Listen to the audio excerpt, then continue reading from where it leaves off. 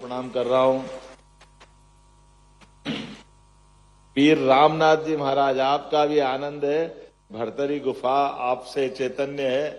विक्रमादित्य और भरतरी, दुनिया में 3 भाइयों की जोड़ी हुई है, भगवान राम और भगवान लक्ष्मण, भगवान कृष्ण और भगवान बलराम, और तीसरी जोड़ी विक्रमादित्य और भरतरी की है।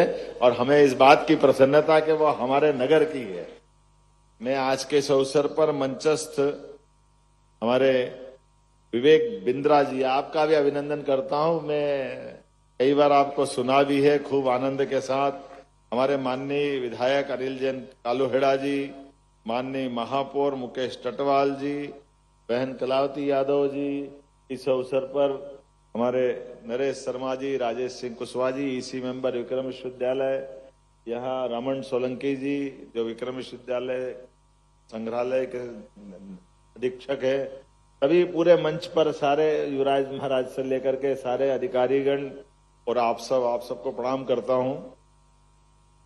उज्जैन में अगर गीता जयंती पे कार्यक्रम हो रहा है, यद्यपि पूरी दुनिया में हो रहा, देश में हो रहा है।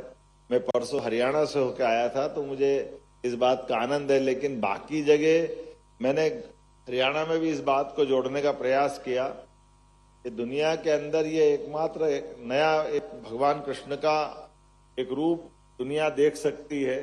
एक कंस सर्वसत्ताधीश होने के बाद भी भगवान ने सिंहासन पे उनके पिता को बिठाया और शिक्षा की महत्ता के लिए वो उज्जैन आए। ये अपनी शिक्षा का, उस काल का भी महत्व हमारा समाज बताता है। और आचार्य सांदीपनि के यहाँ शिक्षा ग्रहण करके अगर भगवान नहीं जाते तो हमको ये पवित्र ग्रंथ मिलता क्या, ये भी एक भविष्य का प्रश्न है। यद्यपि वो सर्व समर्थ प्रभु हैं, लेकिन फिर भी मानव जो योनि में अगर उनने जन्म लिया है तो मानव योनि में जन्म लेकर के किसी भी शिष्य की पहचान उसके गुरु से होती, और गुरु के माध्यम से गुरुकुल को जिनने धन्य किया है, हमारे लिए सौभाग्य की बात है कि उज्जैन का भी उसमें गौरव जुड़ा है। ऐसे में जब गीता जयंती की बात आएगी तो महाभारत के कुरुक्षेत्र के अंदर उनने वहां बहुत अच्छे ढंग से बात कही। ये बात भी सही है। कभी कभी मैं तो इसकी व्याख्या नहीं कर सकता, हमारे सारे संत वृंद यहाँ बैठे हैं, लेकिन एक प्रश्न जरूर मन में आता है। भगवान गीता को अर्जुन को सुना रहे हैं, आमने सामने की सेना है, और उस सेना में हमारे सारे धर्माचार्यों ने सबने बात कही है, निमित्त बने अर्जुन, अर्जुन को सुना रहे हैं। एक पक्ष इस पे और ये भी जुड़ता है, इस पे हमको ध्यान देना चाहिए कि भगवान कृष्ण की उस पूरे युद्ध में भूमिका क्या थी। कभी कभी हम नादानी में उनकी भूमिका केवल सारथी वाले ले लेते। सारथी की भूमिका थी क्या? सारथी की भूमिका तो थी, लेकिन सारथी से बढ़कर भूमिका थी। उस पूरे युद्ध के उस पूरे माहौल में कोई भी ऐसा व्यक्ति नहीं था जिसने अपने व्यवस्था का 2 भाग में हिस्सा किया। एकमात्र भगवान श्री कृष्ण थे जिनने अपनी सारी सेनाएं सामने खड़ी करी और वो अपने दूसरे पक्ष के साथ खड़े हुए। ये भगवान का उस समय का अपना सबसे बड़ा योगदान है। और उससे बड़ा भी योगदान क्या है, जो प्रशासनिक दक्षता के लिए उदाहरण बनेगा। आप कल्पना करो कि वो उनकी नारायणी अजय सेना, जिससे भगवान ने बड़े से बड़े युद्ध में सदैव जीत हासिल की, कभी पराजय का मुख नहीं देखा।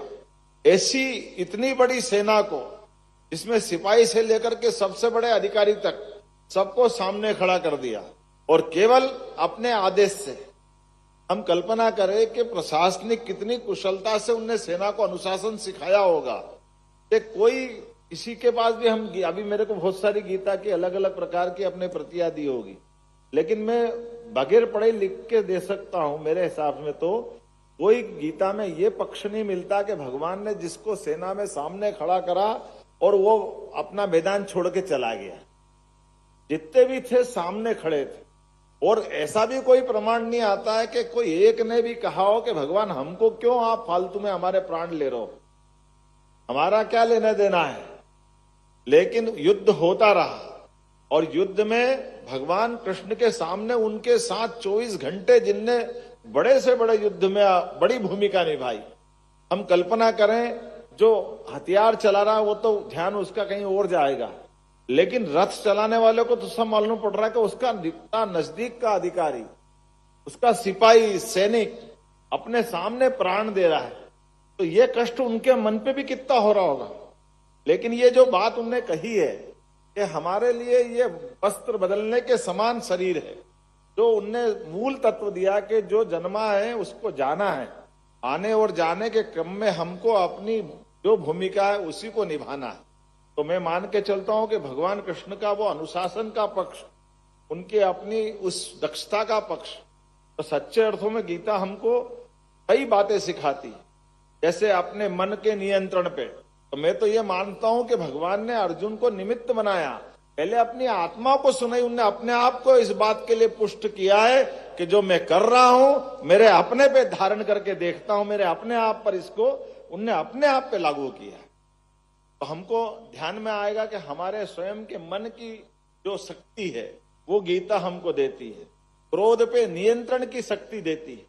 मन के हमारे इन व्यवस्थाओं के आधार पर जैसा समय चलता है, हमसे जाने अनजाने ये जो भाव बन जाता है, इसी प्रकार से इन व्यवस्थाओं को हम समझते जाएंगे। तो मैं आज मान के चलता हूं कि जिस प्रकार से भगवान कृष्ण ने हमें कदम कदम पर गीता के माध्यम से मन के नियंत्रण पर, स्वयं के आकलन पर, अपना आकलन भी स्वयं कर ले, बोलने के लिए बड़ी बड़ी बात कर दे, लेकिन कई बार हमारी खुद की गलती हो जाती। हम कितने पानी में हैं, किस दौर में हम जाने वाले हैं, और फिर काम तो करना है, कर्म तो करना है, लेकिन कर्म में फल की इच्छा नहीं करना है। ये बहुत बड़ी बात भी है, लेकिन ये हमारे लिए गूढ़ बात भी है। और ये कर्म की बात जब हम करते हैं, 3 प्रकार के योग की शिक्षा हमको गीता से मिलती है। कर्म योग की शिक्षा मिलती है, भक्ति योग की शिक्षा मिलती है, ज्ञान योग, इसको सांख्य योग भी कहा गया है। ये तीनों योग की शिक्षा हमको गीता से मिलती है। और गीता जी के माध्यम से भगवान ने जो मैंने आपसे कहा है कि कर्म तो जो भी आया है, अगर वो नींद में सोया तो भी वो श्वास कर्म उसका चल ही रहा है, वो चल रहा है, फिर रहा है, खा रहा है, जो भी जैसा भी हो रहा है, जन्म के बाद वो सब कर्मवाद से उसका कर्म का पक्ष जुड़ता है। लेकिन कर्म के माध्यम से मैं अच्छा काम भी करूं और उसके प्रति कोई प्रतिफल नहीं चाहूं, यह सच्चे अर्थों में हमारा उस कर्म के प्रति दूसरा समर्पण है। तो हमारे लिए फल की इच्छा नहीं करना, कभी कभी नादानी में कई बार लोग मजाक बनाते हैं, तो मजाक वही बनाते हैं जो समझ नहीं पाते।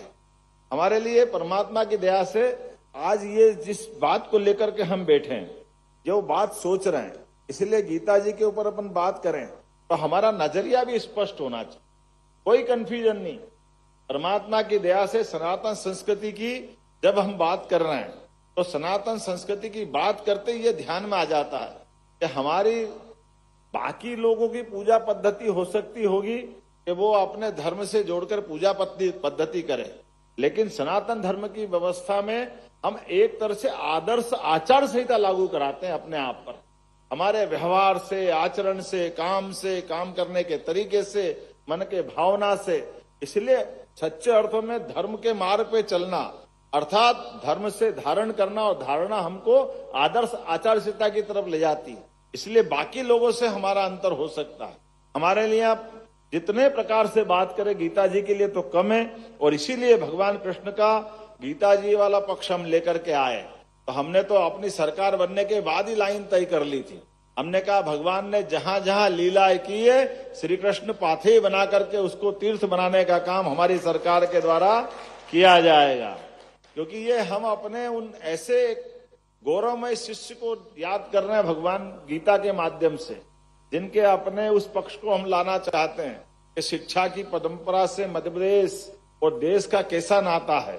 इसी प्रकार से हमने कहा कि हमारे पास जब गोवर्धन पूजा मनाई और जब जन्माष्टमी धूमधाम से मनाई तो कई सारे लोगों के मन में उहा पुहा थी, जो भी थी, हमने कहा तुम तुम्हारी मर्जी है जो करो, हमारी सरकार तो हमारे समाज के साथ जाएगी और समाज भगवान कृष्ण के इन सारे संस्कारों को मानता, सारे त्योहारों को मानता है।